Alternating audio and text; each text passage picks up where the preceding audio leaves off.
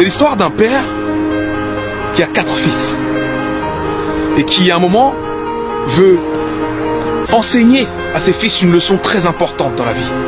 Alors il leur dit: mes fils, vous irez très loin là-bas parce qu'il y a un arbre que je veux que vous voyiez. C'est un arbre fruitier. Quand chacun de vous l'aura vu, vous reviendrez me dire ce que vous avez vu. Alors chacun d'eux se rend à l'arbre. Le premier, il va en hiver. Le second, il va au printemps. Le troisième, il va en été. Et le dernier, il va en automne. Quand les 4 enfants sont allés voir l'arbre, le père les convoque de nouveau et leur dit: dites-moi ce que vous avez vu, mes fils. Le premier dit: j'ai vu un arbre complètement mort, sans aucune feuille.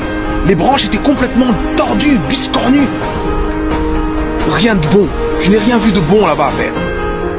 Le deuxième dit: moi j'ai vu un arbre plein de promesses.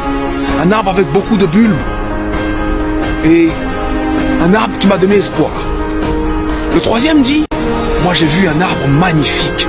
Un arbre avec de belles feuilles et de belles fleurs, des couleurs vives. C'est le plus bel arbre que j'ai jamais vu. Et le dernier dit: moi j'ai rien vu de tout ça. J'ai vu des énormes fruits juteux, prêts à être cueillis, prêts à tomber. J'ai vu un arbre plein d'abondance. Et là le père leur dit: vous avez tous raison, mes fils. Vous avez vu le même arbre à différentes saisons.